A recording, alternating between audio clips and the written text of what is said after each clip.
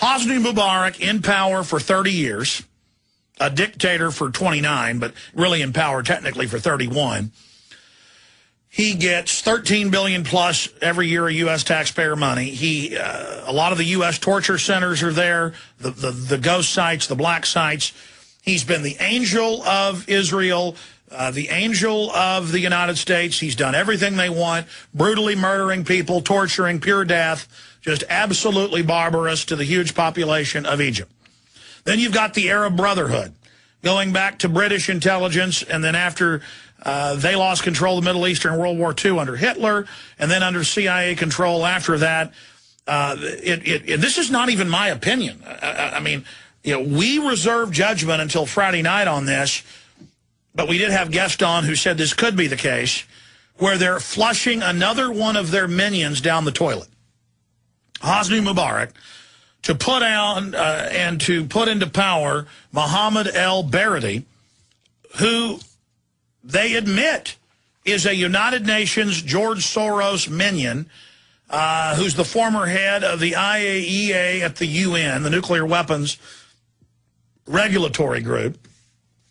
And I've got the whole breakdown on him. Director General, the International Atomic Energy Agency, New York Law School, CIA trained. I mean, his whole background is public.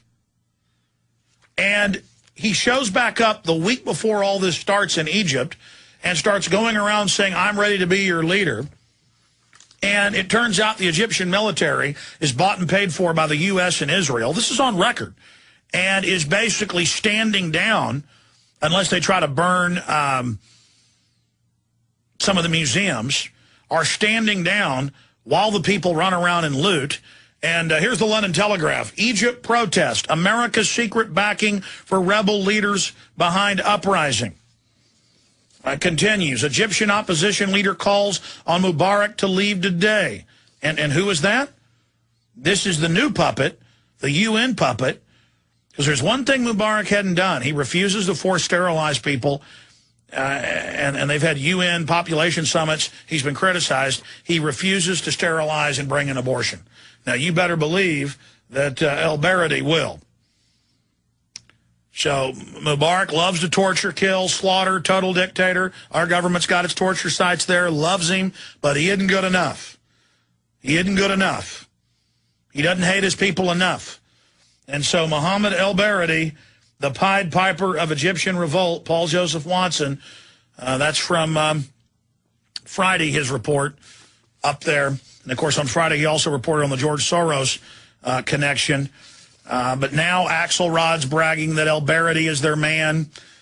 We've got another report by the LRC blog, Egypt's Rose Revolution, similar to what happened in Georgia. There's another report here. Egypt is another Soros color revolution. Soros, of course, funded rebellions and takeovers all over Eastern Europe and into Central Asia on the belly of Russia. And it's just hard to believe until you look at the evidence and that it's just admitted that our government is so illegitimate.